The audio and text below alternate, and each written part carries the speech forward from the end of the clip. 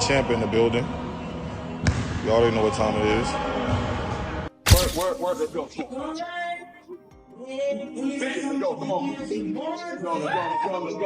on. Let's go. Keep, come on. Breathe.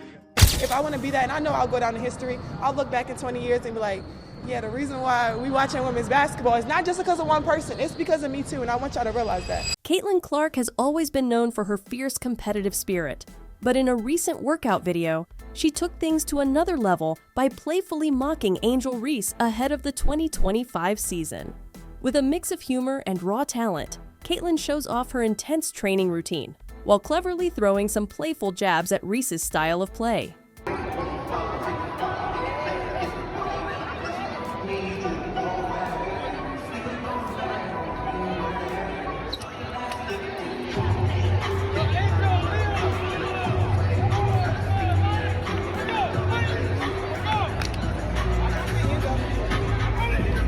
Caitlin stated that Angel Reese's current training just isn't enough to keep up with her on the court this season. Caitlin shares her own intense routine, packed with drills that push her limits and showcase her relentless work ethic. Fans were quick to react, with some applauding Caitlin's confidence, while others are questioning how this rivalry will unfold in the 2025 season. Caitlin Clark just dropped her daily off-season workout, and it's absolutely insane. After getting her sprints in, Caitlin goes immediately to her shooting drills. A total of 300 shots, 100 three-pointers, 100 mid-ranges, and 100 free throws. Her trainer says that the goal is to hit at least 230 total. And in the workout they shared, she hit that mark with 233, but Caitlin was still unsatisfied. It's easy to see why she's the best hooper in women's basketball. Clark has shared a wild workout routine that reflects her relentless drive to be the best in the game. Her regimen combines high-intensity shooting drills, explosive agility workouts, and intense strength training sessions. She begins each day with cardio intervals to boost endurance, followed by rapid-fire three-point shooting, often hitting deep logo shots with precision. Her agility training includes cone drills, ladder footwork, and defensive slides to enhance lateral speed and reaction time.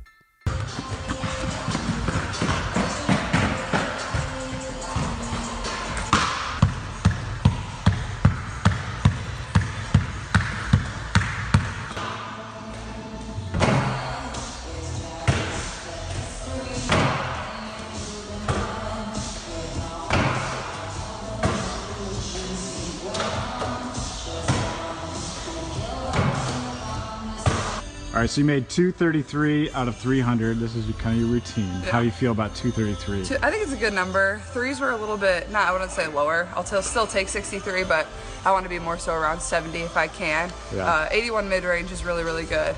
Usually around 75 there. And anytime I can get to around 90 out of 100 free throws, I like that number. I want to be above 90, but sometimes I'm not. But if I can be at 90, that's what I like to be at. So I'll take that number.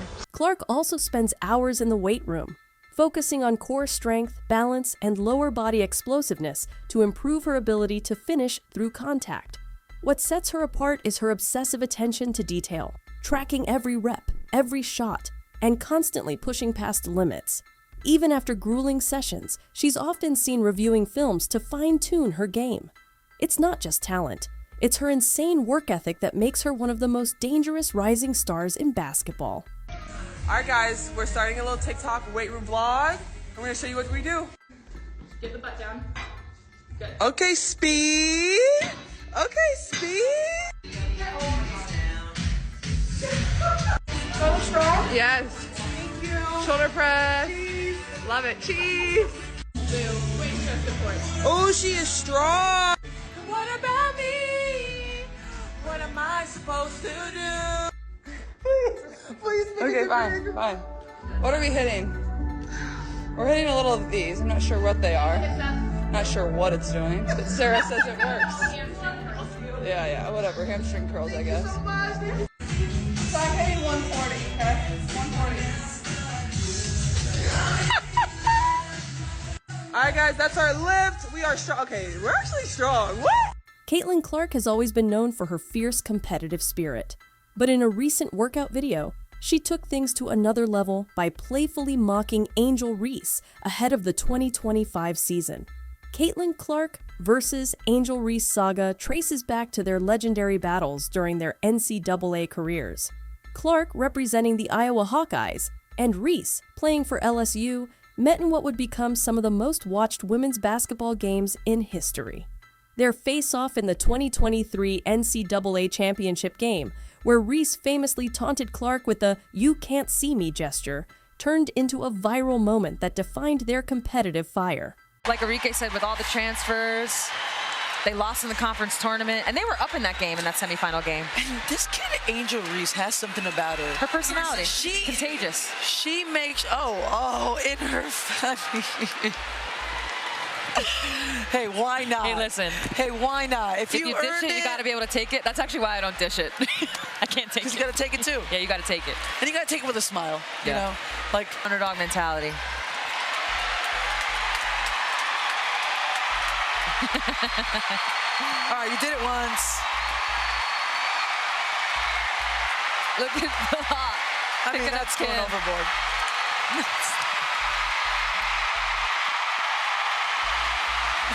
Unbelievable year. The on-court interactions between Caitlin Clark and Angel Reese have been a focal point for media and fans alike. Their competitive encounters drew significant attention. During that game, Reese's celebratory gestures towards Clark were widely discussed. However, both players have expressed respect for each other despite the competitive moments. Clark has downplayed the notion of a personal rivalry, stating it's just a game of basketball and emphasizing the mutual respect they share. So I don't know if you knew this, but sometimes in basketball, when things get competitive, when things get heated, players get emotional, and sometimes when that happens, players taunt each other. Apparently, it's the first time that Twitter ever found out that this happens in a basketball game. I mean, come on, you guys, this is ridiculous. So, first of all, taunting should never be acceptable in any walk of life. I mean, taunting is just synonymous with disrespect. And of course, that's not a good thing to throw at other people. And yes, Caitlin Clark was doing it. I don't think it's cool then to taunt. And I don't think it's cool last night when it happened either. But a lot of people are learning that in basketball, sometimes players taunt each other. It's a very common occurrence. But hey, great for press for the women's tournament. This to say. It all started from the national championship game, and I've been dealing with this for 2 years now. And understanding, like, yeah, negative things have probably been said about me, but honestly, I'll take that because look where women's basketball is. People are talking about women's basketball, but you never would think that we'd be talking about women's basketball. People are pulling up to games. We got celebrities coming to games, sold out arenas, like, just because of one single game. And just looking at that, like, I'll take that role. I'll take the bad guy role, and I'll continue to take that on and be that for my teammates. And if I want to be that, and I know I'll go down in history, I'll look back in 20 years and be like, yeah, the reason why we watching women's basketball is not just because of one person. It's because of me, too, and I want y'all to realize that. Okay. If she would have left it with what she had to say right before the last couple of words, I would have been fine with it. She's embraced the villain. She understands social media. She's done quite well. Caitlin Clark has addressed the narrative surrounding her rivalry with Angel Reese, emphasizing that their on-court interactions are rooted in mutual respect and competitiveness, reflecting on their history of playing against each other since their youth. This perspective aligns with Reese's earlier comments, where she described their trash talk as part of the game, noting, "Once I get between those lines, there's no friends. I'm going to talk trash to you, but after the game, we can kick it." Both players have downplayed the significance of their interactions, focusing instead on their shared commitment to elevating women's sports through their competitive spirit. One of the names that we always hear when we hear Angel Reese is Caitlin Clark as well. People have tried to pit you guys against each other. How much of that is actual rivalry versus just commentary from the public, like people trying to make you guys be enemies? Yeah, I think it's just competition. It's been competition since college, being able to play against Caitlin. I've been playing against Caitlin since we were probably in 8th or 9th grade.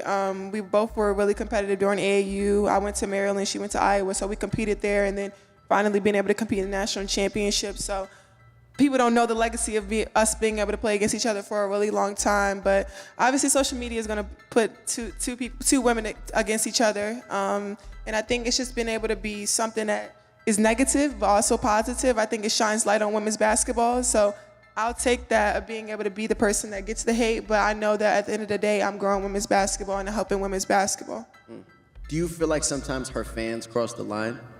I don't think it's just her fans. I think it's fans in general. I mean, people don't realize at the end of the day we're human. I mean, you guys watch us, and knowing that, like, it's just basketball. I promise you, it's just basketball. I don't have any hard feelings towards her. She doesn't have any hard feelings towards me, but yeah, it gets crazy sometimes. Whenever you think of Angel Reese, people often mention Caitlin Clark. You've said in interviews, there's no beef, but the media keeps going on. So how do you feel about that situation? Caitlin is an amazing player, and I've always thought she was an amazing player. We've been playing each other since high school. So I think it's really just the fans, her fans, the Iowa fans, now the Indiana fans that are like, they ride for her. And I respect that respectfully, but sometimes it's very disrespectful. I think there's a lot of racism when it comes to it, and I don't believe she stands on any of that. But when it comes to death threats, like, I'm talking about people have come down to my address, follow me home. Like, it's come down to that.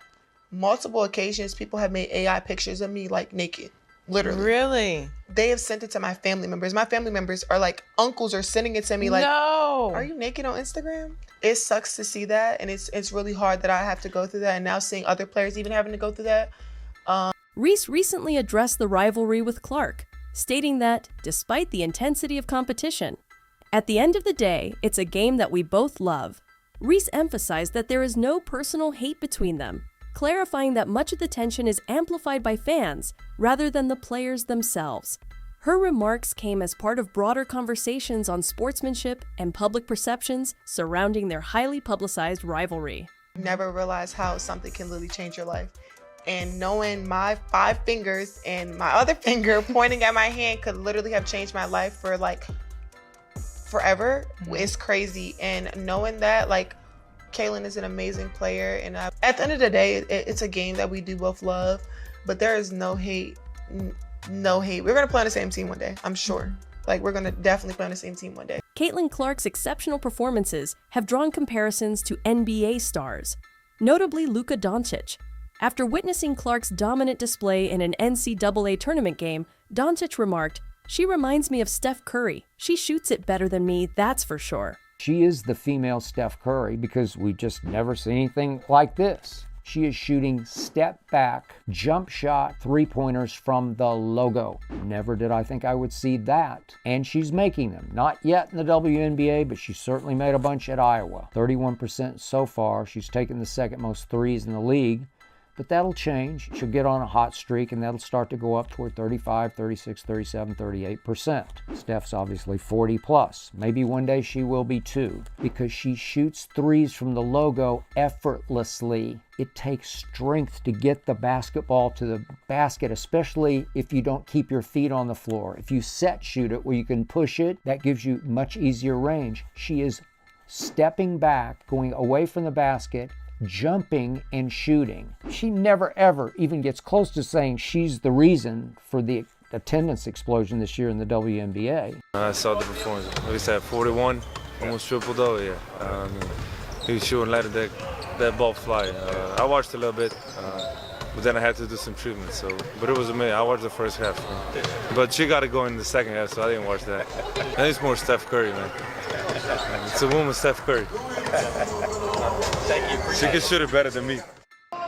Caitlin, congratulations on an amazing season. Rookie of the Year is a big honor. You deserve it. Congratulations.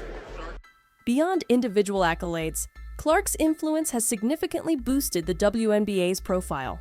Her presence has led to increased attendance at Fever games and a surge in merchandise sales, underscoring her role in elevating the league's visibility and popularity.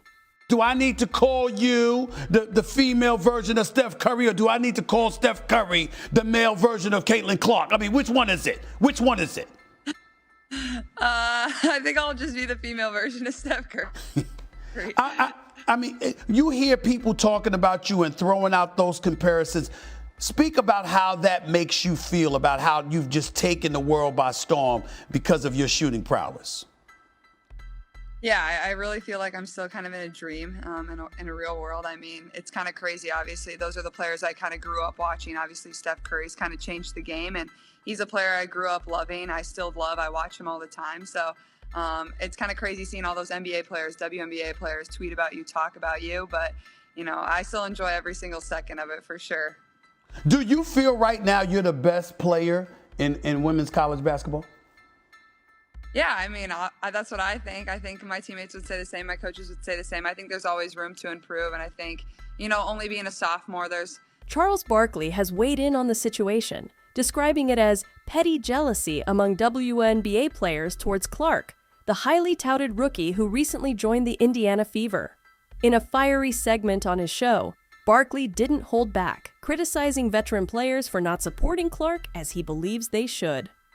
It's sad to see some of these WNBA players acting like they're threatened by Clark, he remarked. Many well-known sports commentators implied that while Reese is a significant player, her prominence in the media and public eye is partly due to her interactions with Clark. This includes their on-court rivalry and moments that have gone viral, such as their competitive exchanges during games.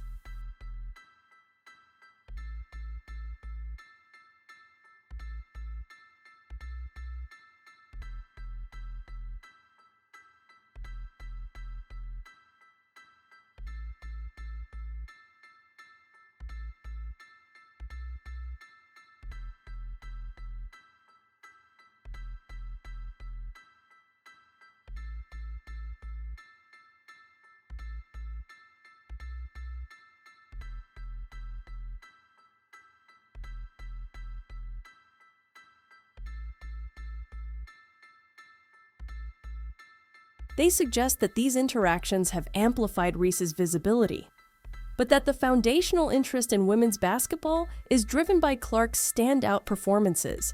However, the arrival of these high-profile rookies has significantly strengthened the league's revenue streams. Merchandise sales soared, with player-branded items seeing a staggering 1,000% surge, while league-branded merchandise climbed by 200%. Jerseys for Caitlin Clark and Angel Reese emerged as the top sellers during this surge in demand. Chicago Sky star Angel Reese is one of the most popular female basketball players today.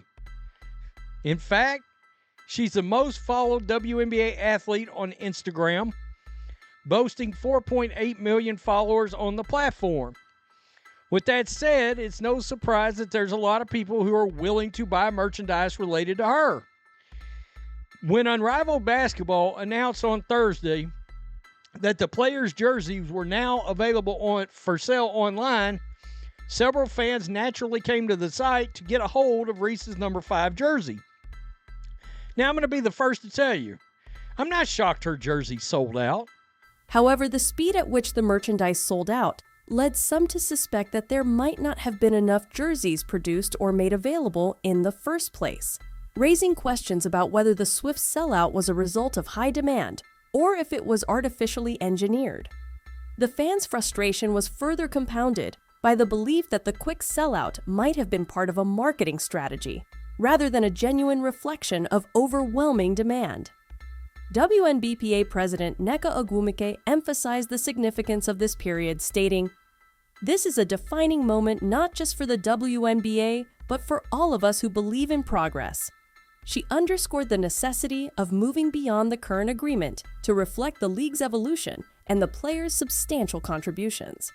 The WNBA is at the top of its game. The WNBA is projected to double their revenue this year from 2019, but player salaries have barely budged. So, what's holding back the players from a much-needed payday?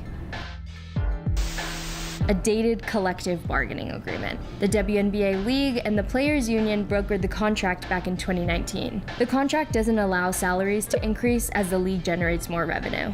They're locked in at only a 3% increase every year, accounting for inflation. The league and the athletes are locked into this contract until 2027. With the ability to abandon it early, the union is largely expected to opt out. And as interest in women's sports has skyrocketed, the players will likely play hardball. What do you think? Is Caitlin's mockery all in good fun, or is there a deeper rivalry brewing? Drop your thoughts in the comments below.